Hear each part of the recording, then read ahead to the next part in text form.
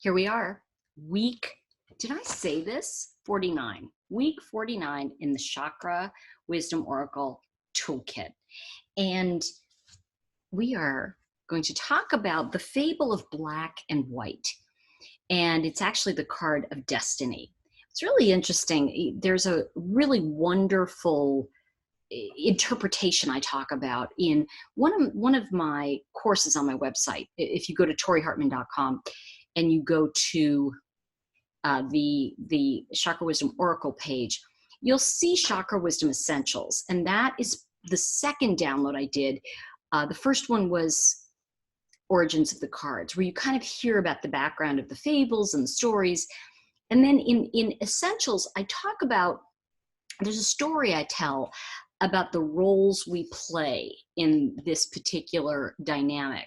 Now, for now, I'm not going to go into that whole story because it really is more of a divination idea of what happens when you pull that card and different ways to see it.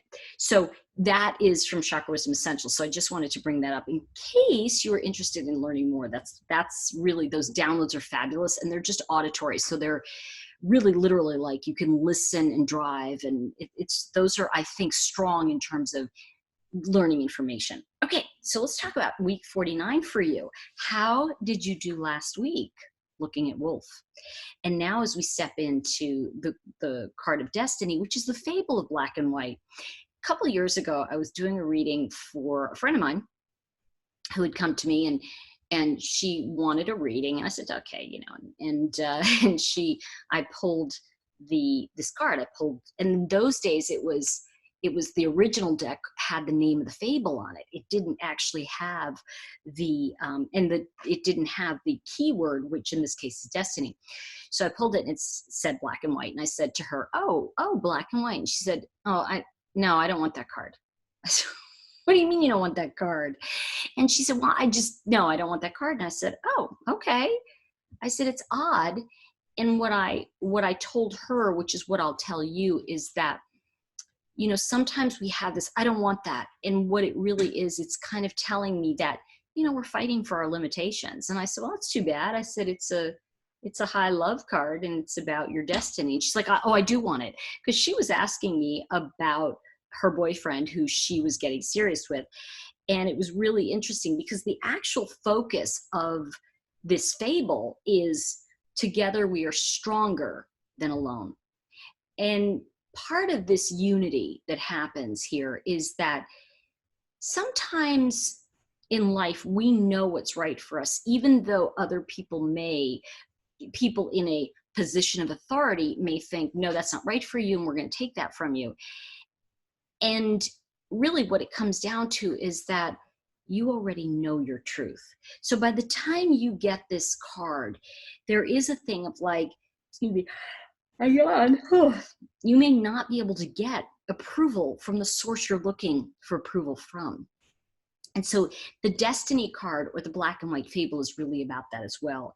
Because in the fable, we see these two people, and according to the great spirits, they are not meant to be together.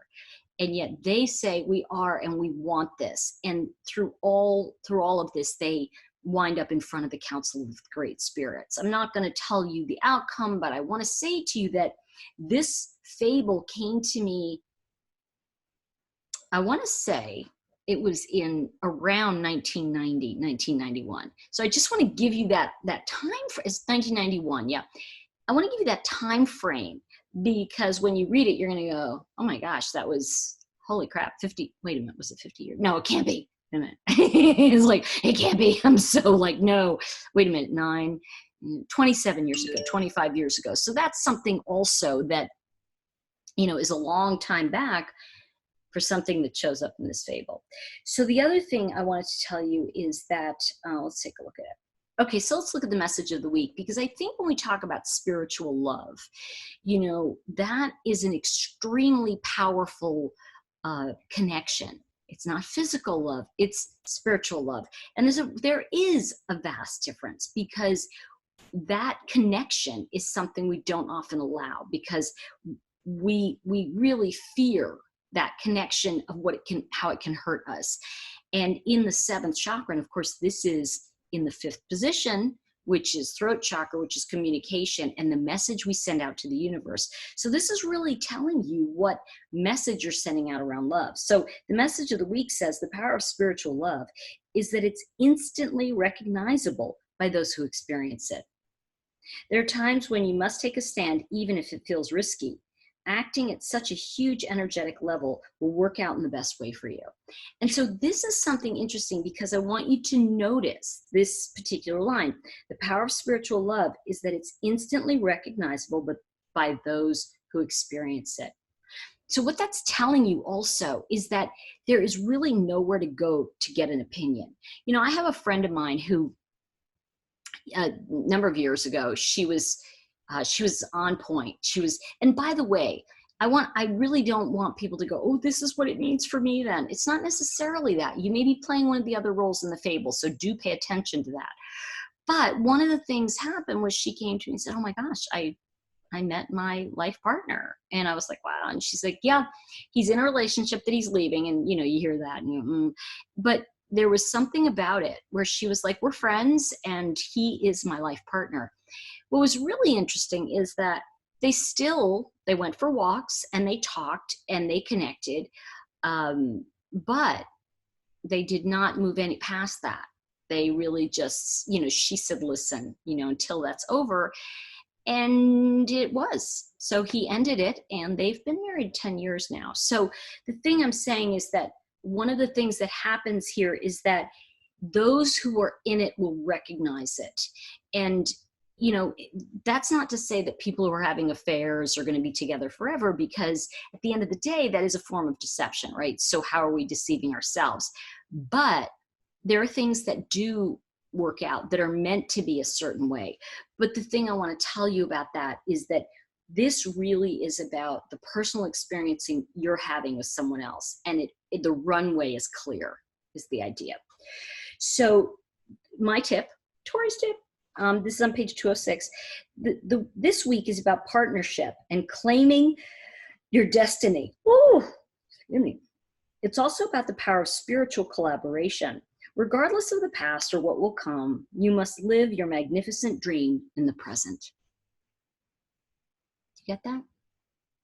So claiming our destiny means, remember that fifth chakra is all about communicating our creative message, telling the universe what we are going to create or what we are desiring so that it can send us what we need, right? So the thing that happens here is that the power of spiritual collaboration is not necessarily with another person. It's actually with, if you will, your higher power, or, you know, I like to say source, or, you know, God consciousness. That's where it's coming from. So when we look at it that way, it's a whole different ballgame, isn't it? Because all of a sudden our collaboration is not with the person we've met, but our collaboration is with our higher source, because that is the true love. That is the true connection.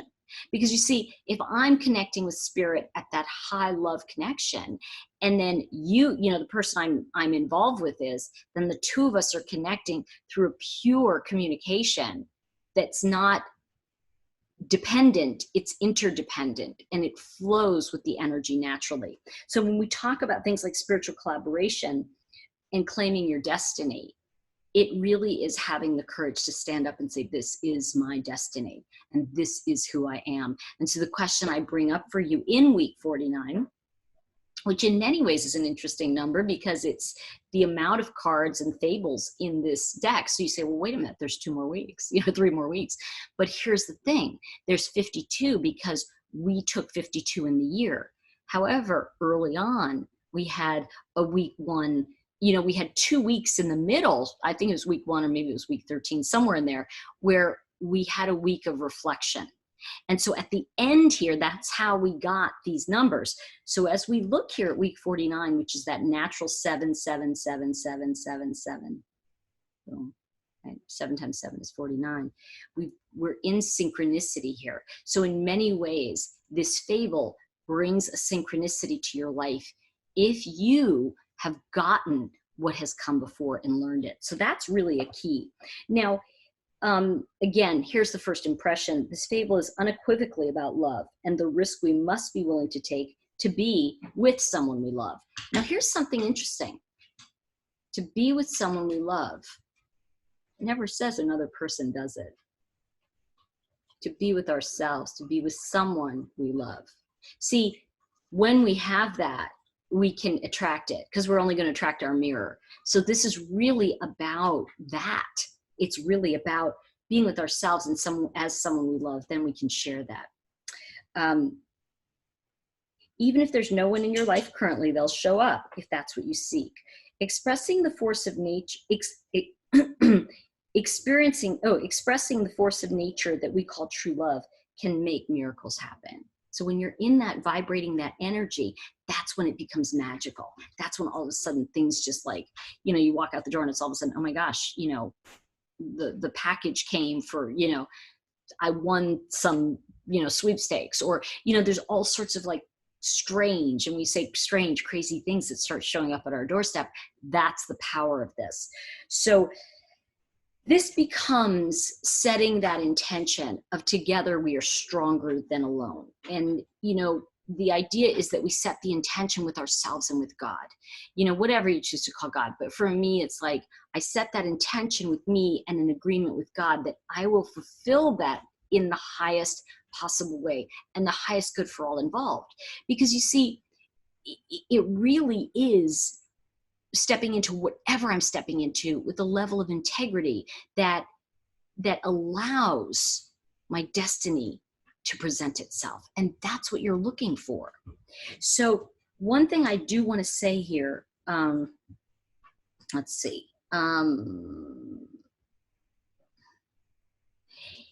Honestly, I really feel, and I'm looking at this because I'm thinking about it at the same time, the group exercise is extremely powerful here. And one of the things that happened when I had, this whole process was developed in groups. Hi, Sweet Pea, my dog just came up. And it was developed in a fable group. So we created a mastermind fable group. And in this group, what we did, what I had everyone do is write down their deepest desire, like the thing that has eluded them, the thing they wanted most, you know, whether it's love or produce a film or win an Academy Award. I was in Hollywood. And whatever that was, we put that on a piece of paper. I was in Hollywood at the time.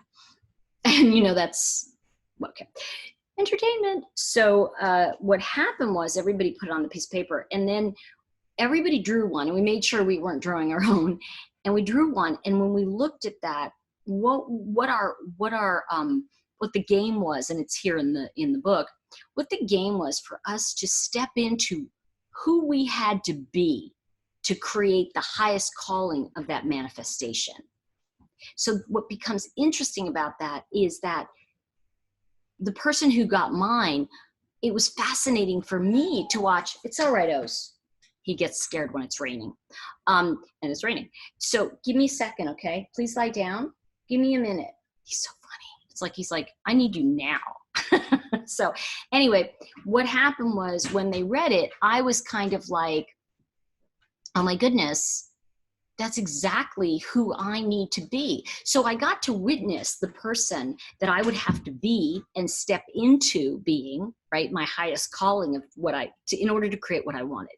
So in order to, you know, to create one of the people who were Academy Award, in order to have that, she had to be working at that level. And so it was very interesting to hear different people sharing who they were if they created that thing, what the person who created what they wanted, who they were being in the world. And so this becomes, these games, by the way, as seemingly trite as some of them are, they become the runway for your destiny. And I really encourage you, if you can, to do these, you know, to go back, try to get a couple people to do it with you for the year. You know, I've always said this, and I really believe this.